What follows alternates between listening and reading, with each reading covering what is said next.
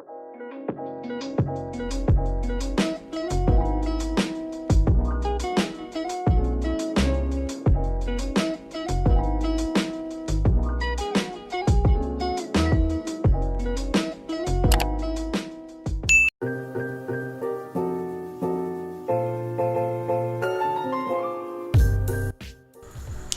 guys! Welcome back to my channel, Hazel's Diary.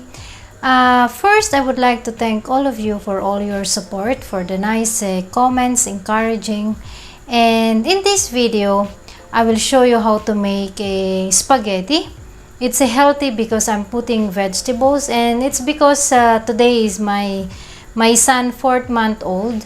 So I'm going to prepare spaghetti for the family, and I have a lot of nieces and nephews, so to make them eating vegetables, I will include in the spaghetti. So let's start.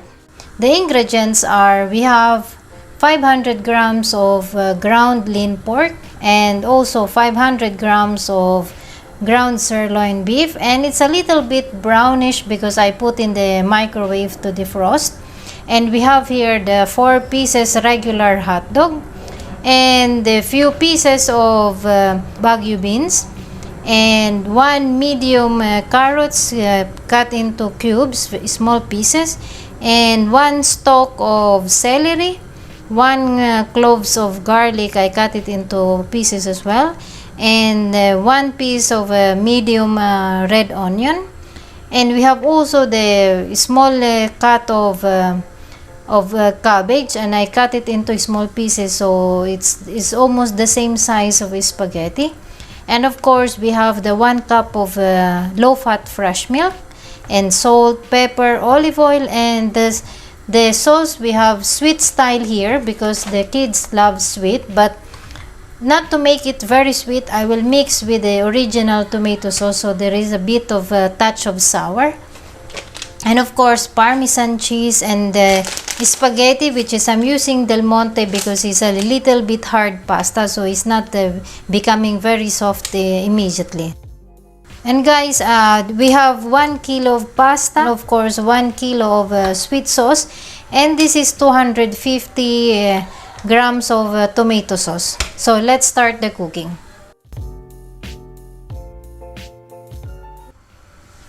First, olive oil. I'm always using olive oil because it's a healthy oil. Then let's put the garlic, onions, and the celery.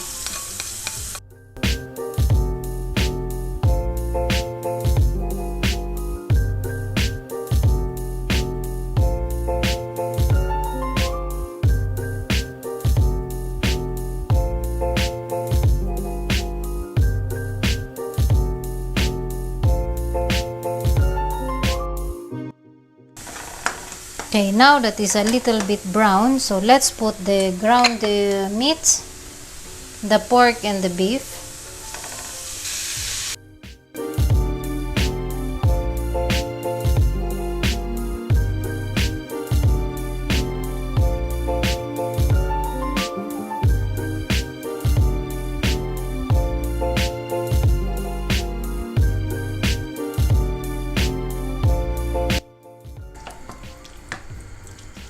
Okay, now let's put the hot dog.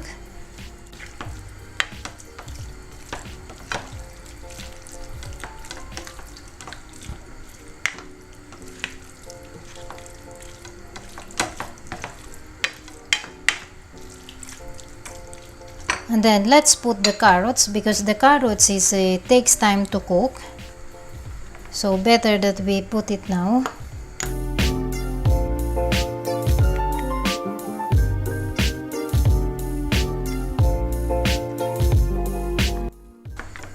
Okay, so let's keep for a while so the taste of the garlic and the onion and the celery will absorb to the meat.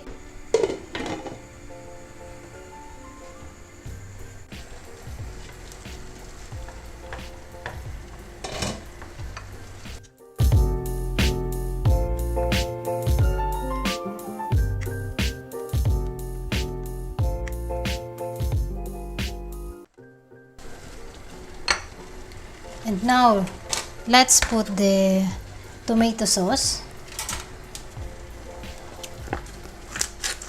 The tomato sauce and the spaghetti sauce.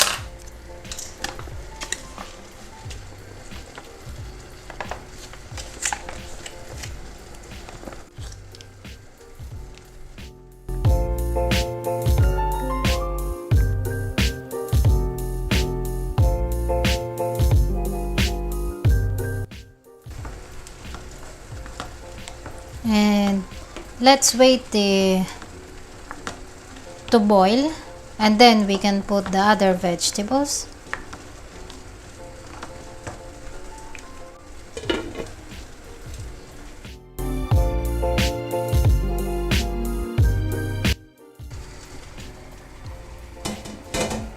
Okay, now let's put the Baguio beans.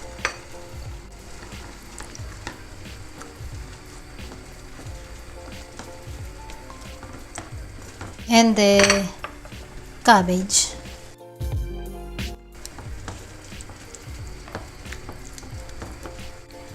And now also the water is boiling, so we can put also the pasta.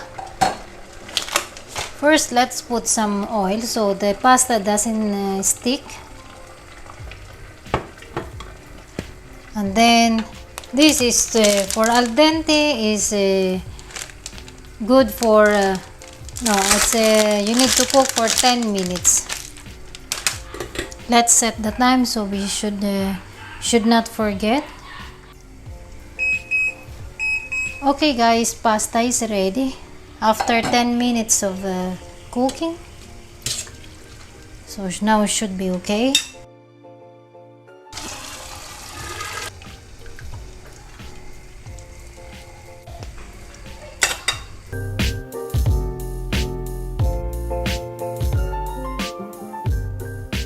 Now the sauce is almost ready as well.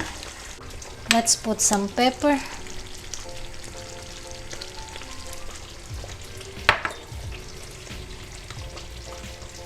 And salt.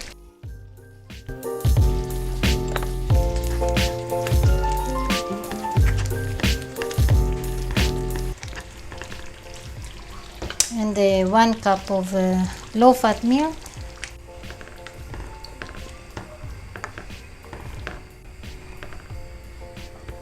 And some parmesan.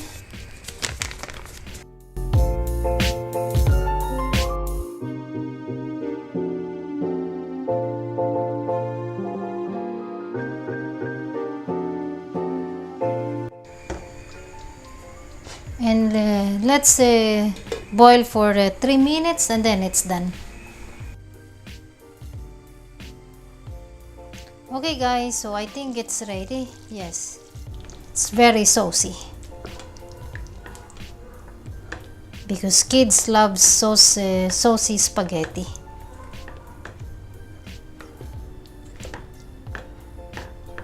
Okay, so let's put the spaghetti here.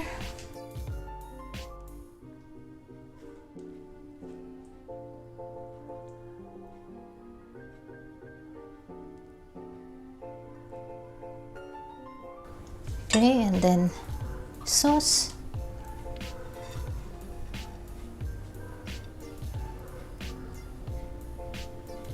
As you can see guys, even there are vegetables, it's not really eye-catching, you know, so kids will for sure eat the vegetables because it's already mixed with the sauce and the hot dog, so they will never say anything.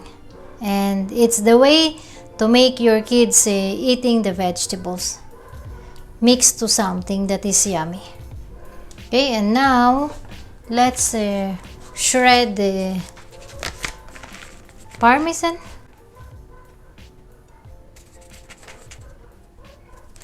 Okay, and then if you like, you can also put pepper, but of course kids doesn't like, so for us, myself, honestly, I like spaghetti with pepper. Okay guys, this is our spaghetti with vegetables. It's a very healthy spaghetti. Okay guys, so we made another healthy recipe, which is the spaghetti with vegetables. And hope you like it, guys. And if you like it, give it a thumb. And if you have any suggestion or question, just comment below and I will try to answer your queries or question or anything that you would like to know. And if you would like to have any suggestion as well, like any healthy recipe that you would like to know, just comment also down below and I will try to do it for you.